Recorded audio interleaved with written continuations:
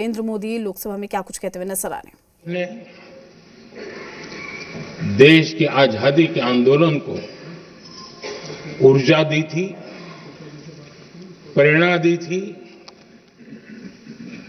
त्याग और तपस्या का मार्ग दिखाया था। उस वंदे मातरम का पुण्य स्मरण करना इस सदन में हम सबका ये बहुत बड़ा सौभाग्य है और हमारे लिए गर्व की बात है कि वंदे मातरम के 150 वर्ष निमित्त इस ऐतिहासिक अवसर के हम साक्षी बन रहे हैं।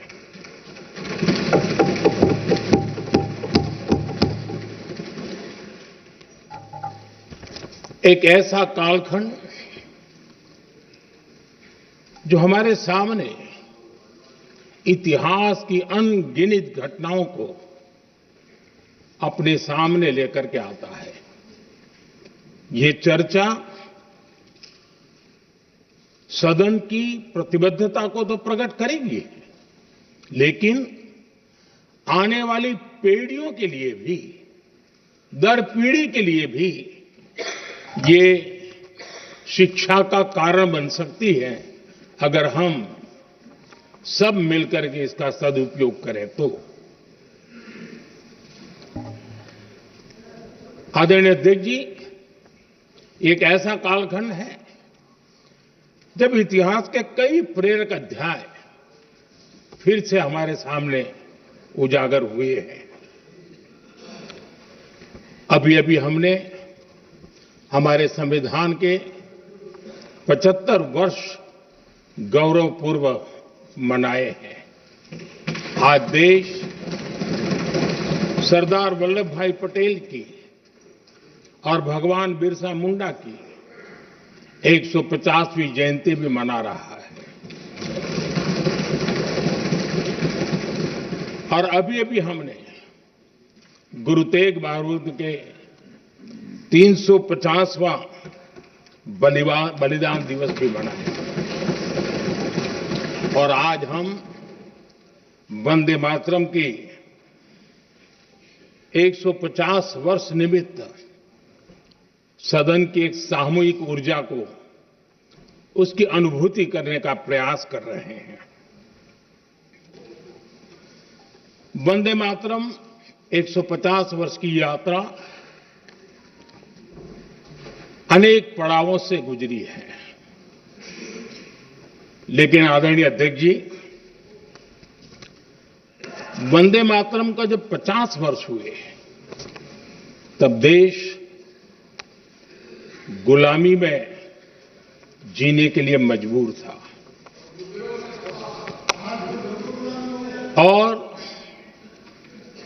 वंदे मातरम के 100 साल हुए तब देश आपातकाल की जंजीरों में जकड़ा हुआ था।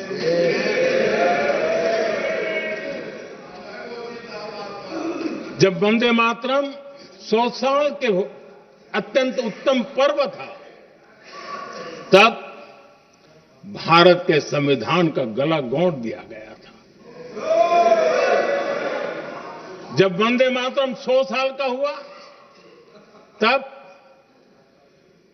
देशभक्ति के लिए जीने मरने वाले लोगों को जेल के सलाखों के पीछे बंद कर दिया गया था।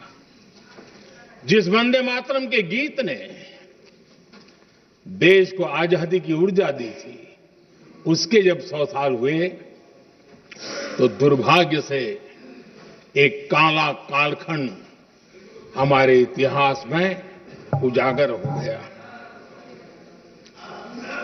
हम लोकतंत्र के गिरोह में थे।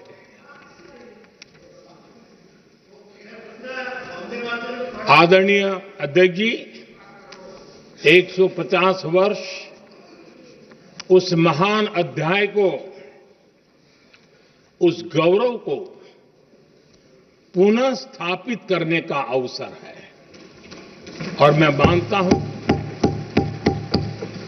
सदन ने भी और देश ने भी इस अवसर को जाने नहीं देना चाहिए।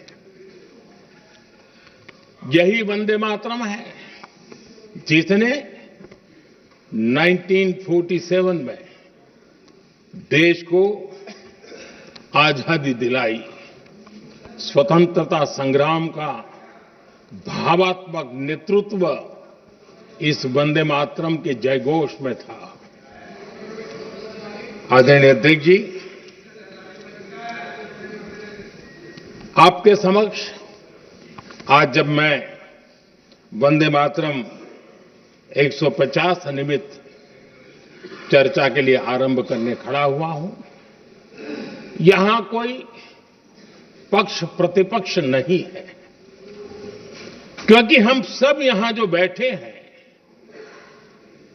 एक्चुअली हमारे लिए रण स्वीकार करने का अवसर है कि जिस वंदे मातरम के कारण लक्षावधि लोग आजादी का आंदोलन चला रहे थे और उसी का परिणाम है कि आज हम सब यहां बैठे हैं। और इसलिए हम सभी सांसदों के लिए, हम सभी जनप्रतिनिधियों के लिए वंदे मातरम के रण स्वीकार करने का ये पावन पर्व है।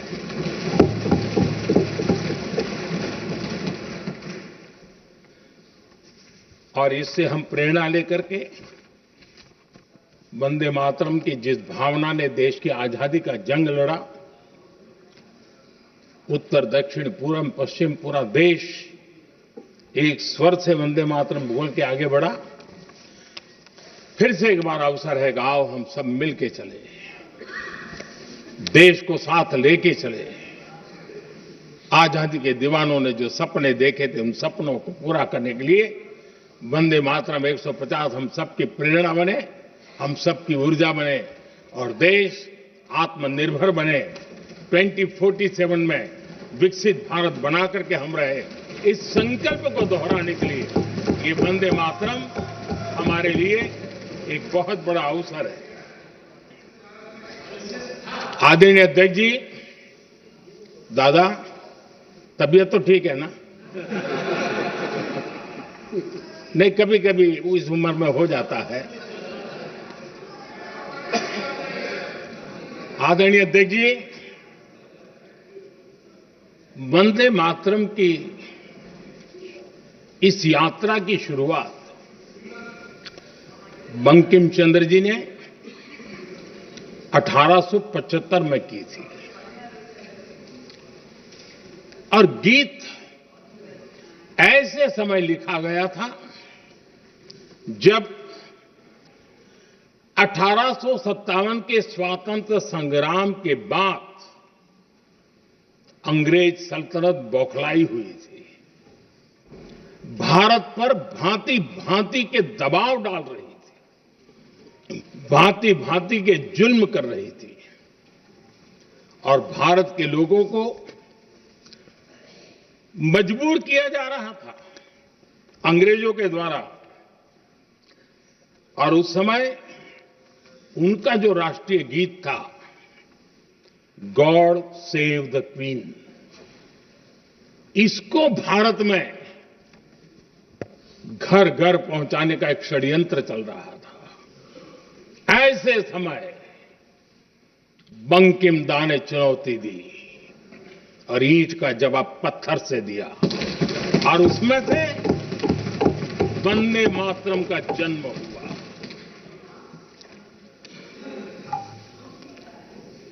इसके कुछ वर्ष बाद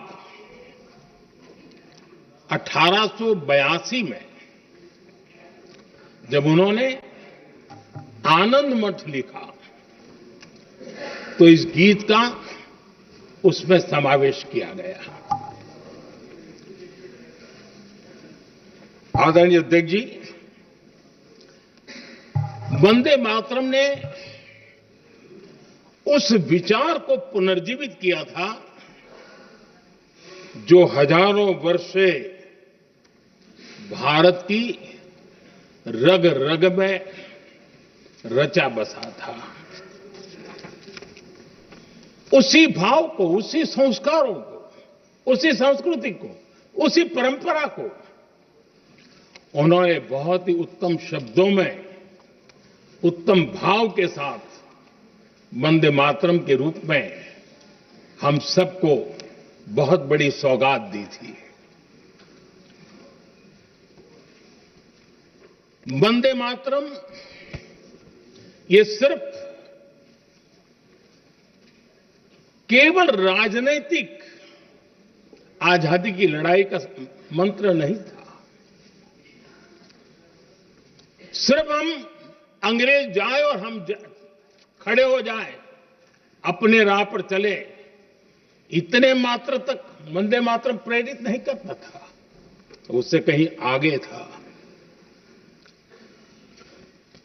आजादी की लड़ाई इस मातृभूमि को मुक्त कराने का भी जंग था। अपनी मां भारती को उन बेड़ियों से मुक्ति दिलाने का एक पवित्र जंग था।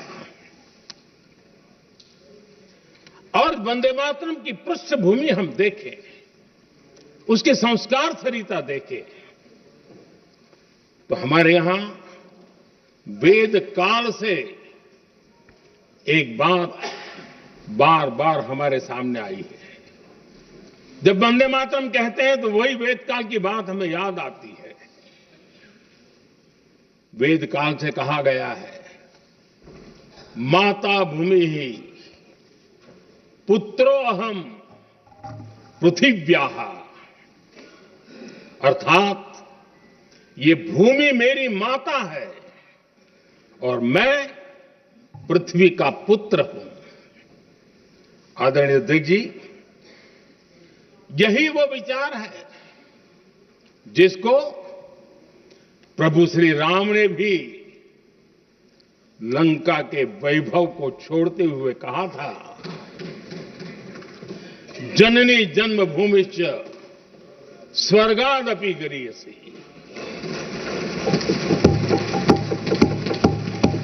वंदे मातरम यही महान सांस्कृतिक परंपरा का एक आधुनिक अवतार है। आदरणीय अध्यक्ष जी, बंकिम दा ने जब वंदे मातरम की रचना की तो स्वाभाविक ही वो स्वतंत्रता आंदोलन का स्वर बन गया। पूरब से पश्चिम, उत्तर से दक्षिण, वंदे मातरम हर भारतीय का संकल्प बन गया। इसलिए वंदे मातरम की स्तुति में लिखा गया था, मातृभूमि स्वतंत्रता की वेदिका पर मदोमय, मातृभूमि स्वतंत्रता की वेदिका पर मोदमय, स्वार्थ का बलिदान है यह शब्द है वंदे मातरम।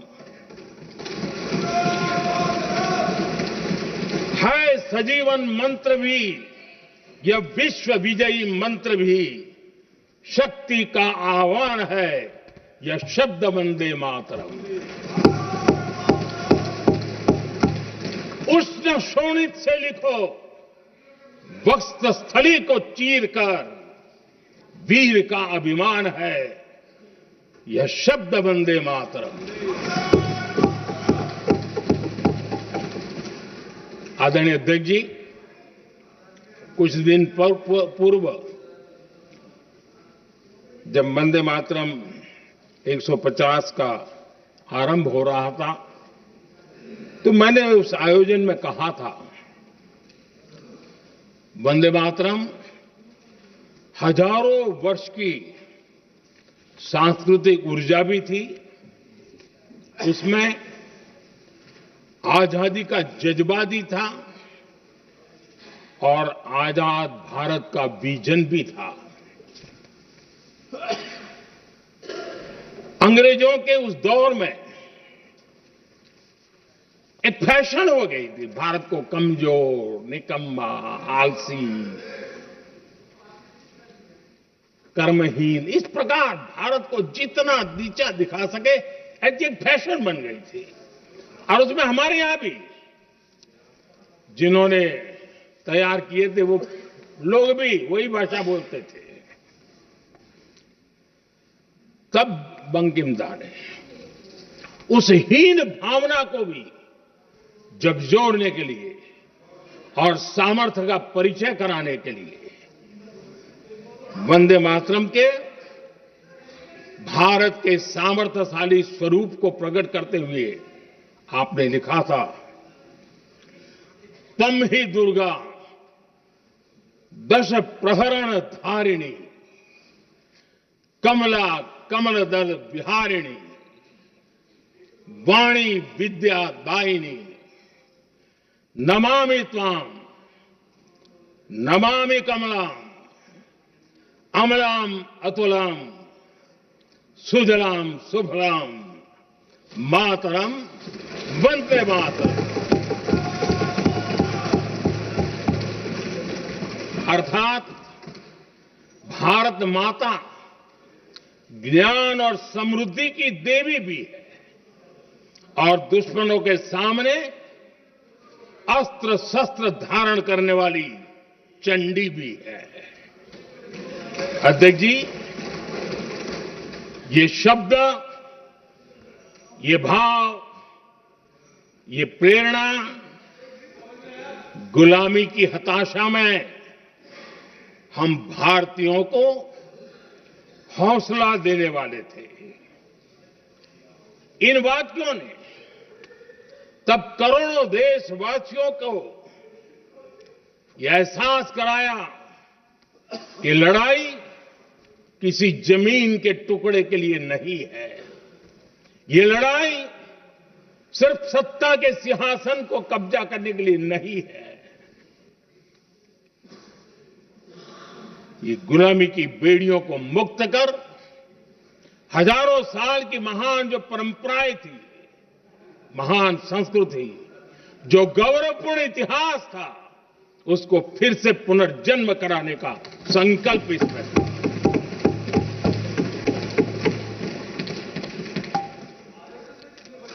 आदरणीय अध्यक्ष जी,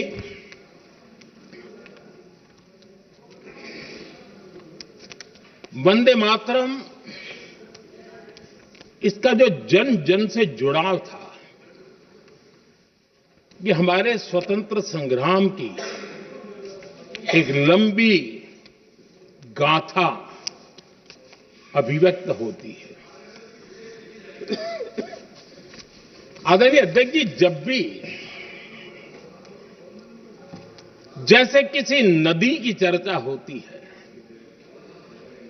चाहे सिंधु हो, सरस्वती हो, कावेरी हो, गोदावरी हो, गंगा हो, यमुना हो,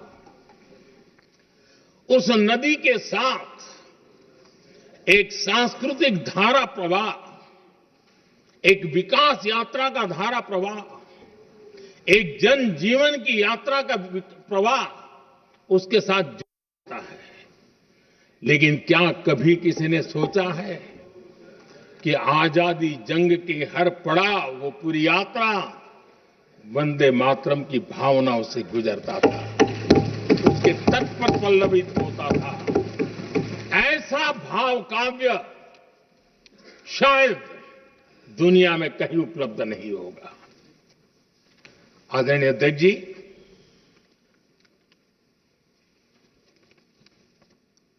अंग्रेज समझ चुके थे कि 1857 के बाद लंबे समय तक भारत में टिकना उनके लिए मुश्किल लग रहा था। और जिस प्रकार से वो अपने सपने लेकर के आए थे, तब उनको लगा कि जब तक भारत को बांटेंगे नहीं, जब तक भारत को टुकड़ों में नहीं बांटेंगे, भारत में ही लोगों को एक दूसरे से लड़ाएंगे नहीं, तब तक यहां राज करना मुश्किल है। और अंग्रेजों ने बांटो और राज करो इस रास्ते को चुना और उन्होंने बंगाल को इसकी प्रयोगशाला बनाया, क्योंकि अंग्रेज भी जानते थे वो एक वक्त था जब बंगाल का बौद्धिक सामर्थ्य देश को दिशा देता था, देश को ताकत देता था, देश को प्रेरणा देता था। और इसलिए अंग्रेज भी चाहते थे कि बंगाल का ये जो सामर्थ्य है वो पूरे देश की शक्ति का एक प्रकार से केंद्र बिंदु है। और इसलिए अंग्रेजों ने सबसे पहले बंगाल के टुकड़े करने की दिशा में काम किया और अंग्रेजों का मानना था कि एक बार बंगाल टूट गया तो ये देश भी टूट जाएगा और वो यावत चंद्र दिवाकरो राज करते रहेंगे, ये इनकी सोच थी। 1905 में अंग्रेजों ने बंगाल का विभाजन किया, लेकिन जब अंग्रेजों ने 1905 में ये पाप किया तो वंदे मातरम चट्टान की तरह खड़ा रहा। बंगाल की एकता के लिए वंदे मातरम गली गली का नाद बन गया था और वही नारा प्रेरणा देता था। अंग्रेजों ने बंगाल विभाजन के साथ ही भारत को कमजोर करने के बीच और अधिक बोने की दिशा पकड़ ली थी, लेकिन वंदे मातरम एक स्वर एक सूत्र के रूप में अंग्रेजों के लिए चुनौती बनता गया और देश के लिए चट्टान बनता गया। आदरणीय अध्यक्ष जी, बंगाल का विभाजन तो हुआ, लेकिन एक बहुत बड़ा स्वदेशी आंदोलन खड़ा हुआ और तब वंदे मातरम हर तरफ गूंज रहा था। अंग्रेज समझ गए थे कि बंगाल की धरती से निकला बंकिम दा का ये भाव सूत्र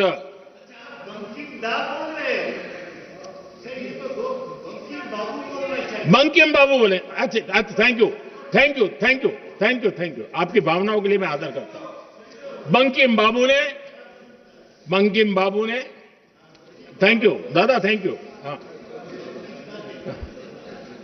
आपको तो दादा कह सकता हूं ना, वरना उसमें भी आपको इतराज हो जाएगा। बंकिम बाबू ने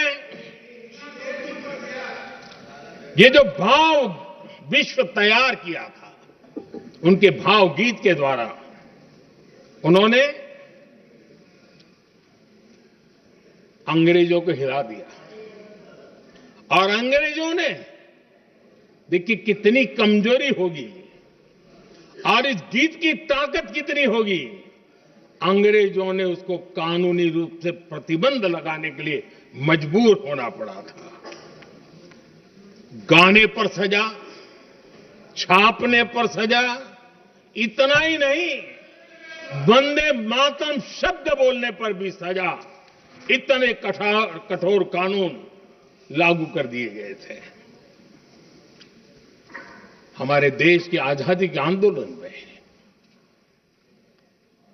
सैकड़ों महिलाओं ने नेतृत्व किया, लक्षावधि महिलाओं ने योगदान दिया।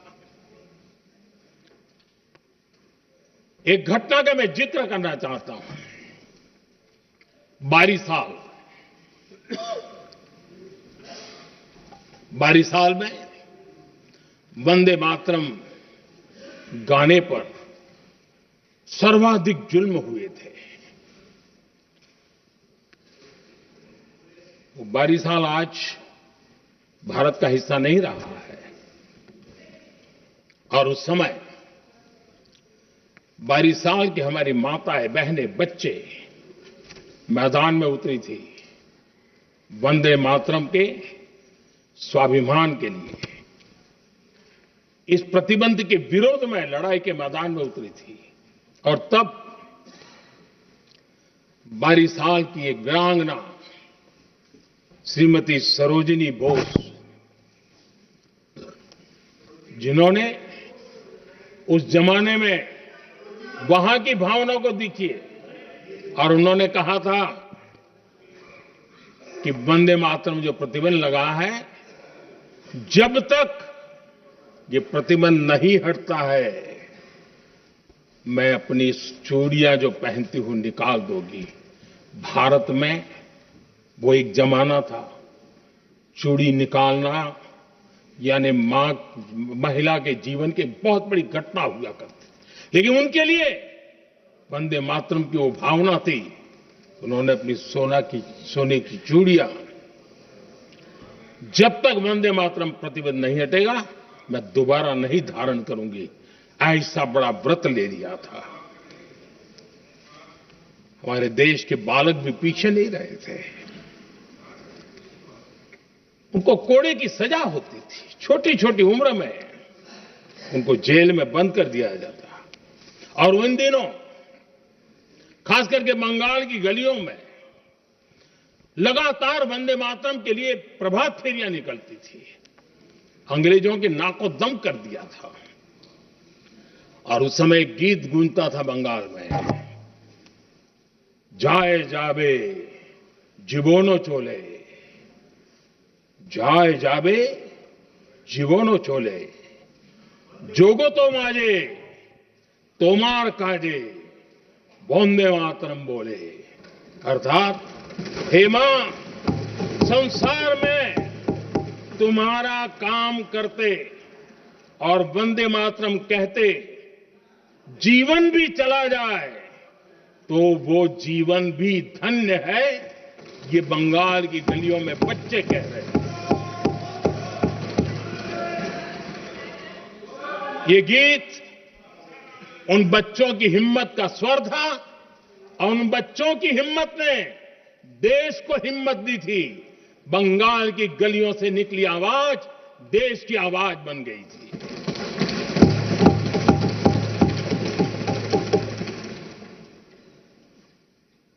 उन्नीस 1905 में फरीदपुर के गांव में बहुत छोटी छोटी उम्र के बच्चे जब वंदे मातरम के नारे लगा रहे थे, अंग्रेजों ने बेरहमी से उन पर कोड़े मारे थे। यानी एक प्रकार से जीवन और मृत्यु के बीच लड़ाई लड़ने के लिए मजबूर कर दिया था। इतना अत्याचार हुआ था। 1906 में नागपुर में नील सिटी हाई स्कूल के उन बच्चों पर भी अंग्रेजों ने ऐसे ही जुल्म किए थे। गुना यही था कि वो एक स्वर से वंदे मातरम बोल करके खड़े हो गए थे। उन्हें वंदे मातरम के लिए मंत्र का महात्म्य अपनी ताकत से सिद्ध करने का प्रयास किया था। हमारे जांबाज सपूत बिना किसी डर के फांसी के तख्त पर चढ़ते थे और आखिरी सांस तक वंदे मातरम, वंदे मातरम, वंदे मातरम, यही उनका भाव घोष रहता था।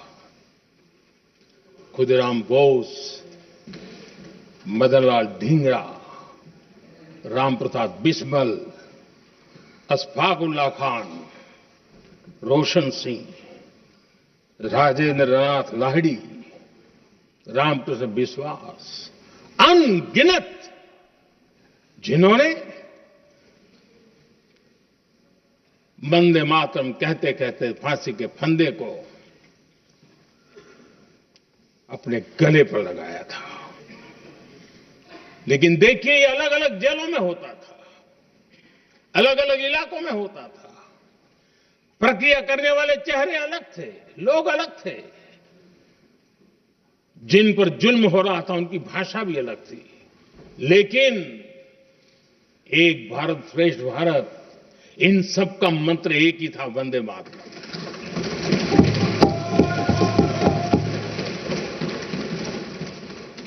चटगांव की स्वराज क्रांति, जिन युवाओं ने अंग्रेजों को चुनौती दी, वे भी इतिहास के चमकते हुए नाम है। हरगोपाल बाल, पुलिन विकास घोष, त्रिपुर सेन, इन सब ने देश के लिए अपना बलिदान दिया। मास्टर सूर्यसेन को 1934 में जब फांसी दी गई, तब उन्होंने अपने साथियों को एक पत्र लिखा और पत्र में एक ही शब्द की गूंज थी और वो शब्द था वंदे मातरम।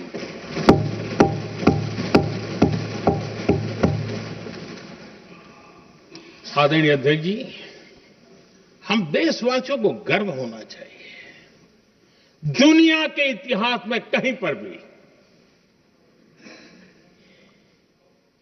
ऐसा कोई काव्य नहीं हो सकता, ऐसा कोई भावगीत नहीं हो सकता जो सदियों तक एक लक्ष्य के लिए कोटि कोटि जनों को प्रेरित करता हो और जीवन आहूत करने के लिए निकल पड़ते हो। दुनिया में ऐसा कोई भावगीत नहीं हो सकता जो वंदे मातरम। पूरे विश्व को पता होना चाहिए कि गुलामी के कालखंड में भी ऐसे लोग हमारे यहां पैदा होते थे जो इस प्रकार के भावगीत की रचना कर सकते थे। ये विश्व के लिए अजूबा है, हमें गर्व से कहना चाहिए, तब दुनिया भी मानना शुरू करेगी। ये हमारी स्वतंत्रता का मंत्र था, ये बलिदान का मंत्र था, ये ऊर्जा का मंत्र था, ये सात्विकता का मंत्र था, ये समर्पण का मंत्र था, ये त्याग और तपस्या का मंत्र था, संकटों को सहने का सामर्थ्य देने का ये मंत्र था और वो मंत्र वंदे मातरम था। और इसलिए गुरुदेव रविंद्रनाथ टैगोर ने लिखा था, उन्होंने लिखा था, एकी सूत्रे बांधी आछी सोहोस्टोटी मौन, एक ही कार्य सौंपी आछी सहस्त्र जीवन वंदे मातरम। अर्थात एक सूत्र में बंधे हुए सहस्त्र मन, एक ही कार्य में अर्पित सहस्त्र जीवन वंदे मातरम। ये रविंद्रनाथ टैगोर जी ने लिखा। आदरणीय अध्यक्ष जी, उसी कालखंड में वंदे मातरम की रिकॉर्डिंग दुनिया के अलग अलग भागों में पहुंची और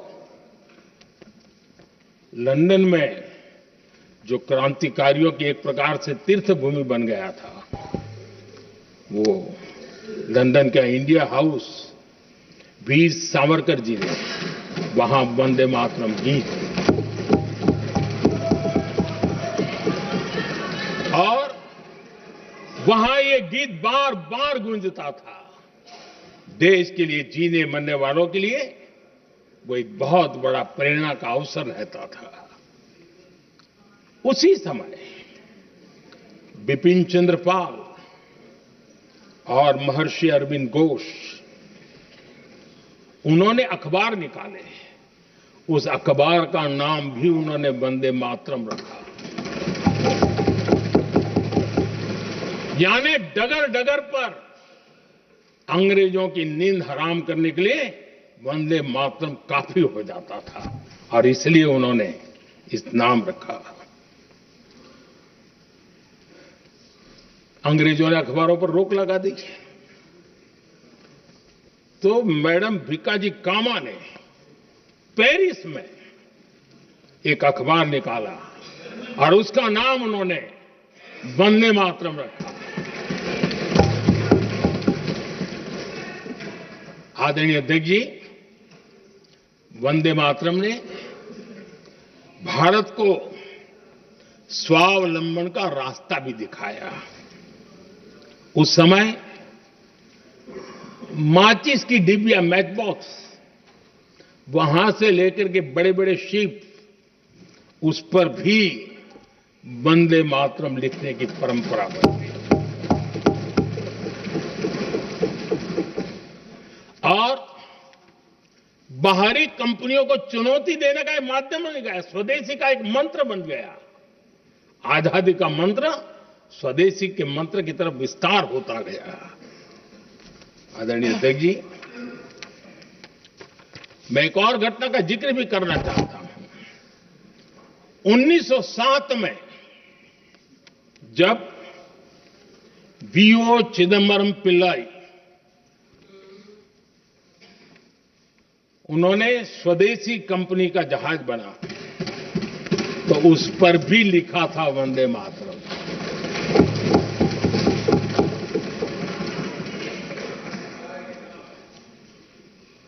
राष्ट्र कवि सुब्रमण्य भारती ने वंदे मातरम को तमिल में अनुवाद किया, स्तुति गीत लिखे। उनके कई तमिल देशभक्ति गीतों में वंदे मातरम की श्रद्धा साफ साफ नजर आती है। शायद सभी लोगों को, हो सकता है तमिलनाडु के लोगों को पता हो, लेकिन सभी लोगों को ये बात का पता न हो कि भारत का ध्वज गीत वी सुब्रमण्यम भारती ने ही लिखा था।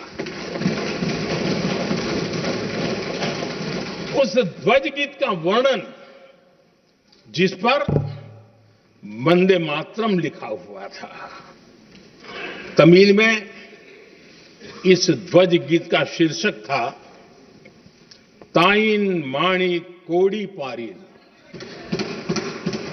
ताळंदु पणिंदु पुल्हिंद्रु वारी। अर्थात देश प्रेमियों, दर्शन कर लो, सविनय अभिनंदन कर लो, मेरी मां की दिव्य ध्वजा का वंदन कर लो।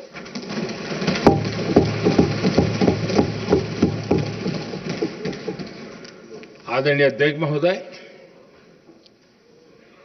मैं आज इस सदन में वंदे मातरम पर महात्मा गांधी की भावनाएं क्या थी, वो भी रखना चाहता हूं। दक्षिण अफ्रीका से प्रकाशित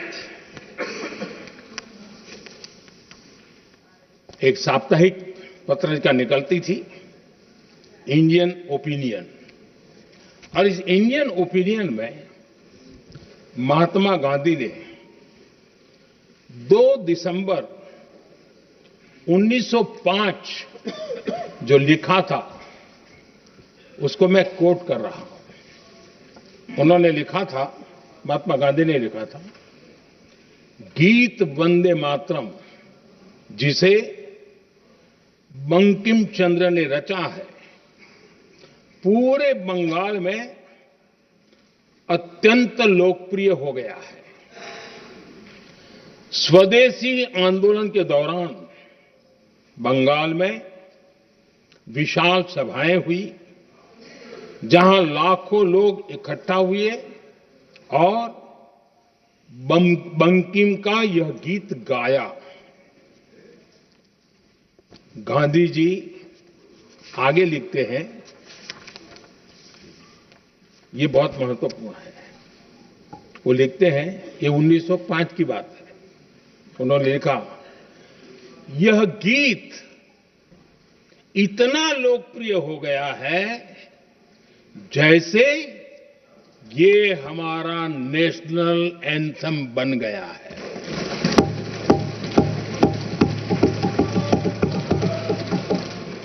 इसकी भावनाएं महान है और यह अन्य राष्ट्रों के गीतों से अधिक मधुर है।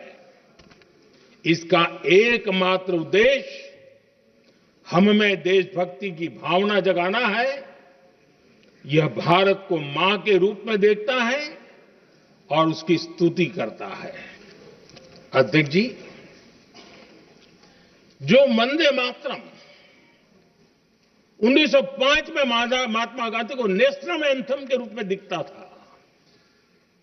देश के हर कोने में, हर व्यक्ति के जीवन में जो भी देश के लिए जीता जानता, देश के लिए जागता था, उन सब के लिए वंदे मातरम की ताकत बहुत बड़ी थी।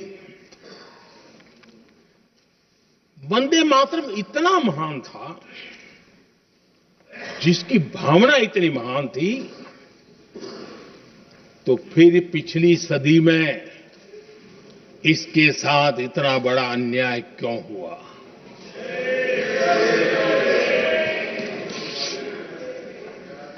वंदे मातरम के साथ विश्वासघात क्यों हुआ?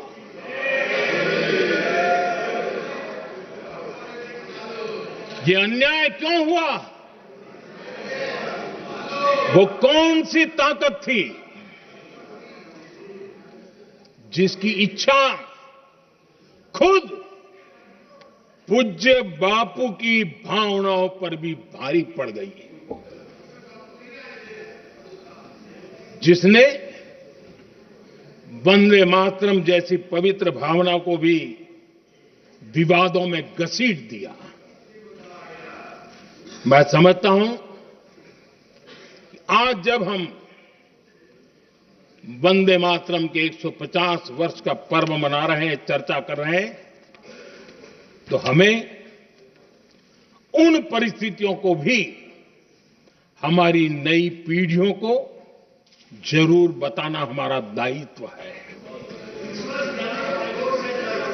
जिससे के वजह से वंदे मातरम के साथ विश्वासघात किया गया। वंदे मातरम के प्रति मुस्लिम लीग की विरोध की राजनीति तेज होती जा रही थी। मोहम्मद अली जिन्ना ने लखनऊ से 15 अक्टूबर 1937 को वंदे मातरम के विरुद्ध का नारा बुलंद किया। फिर कांग्रेस के तत्कालीन अध्यक्ष जवाहरलाल नेहरू को अपना सिंहासन डोलता दिखा।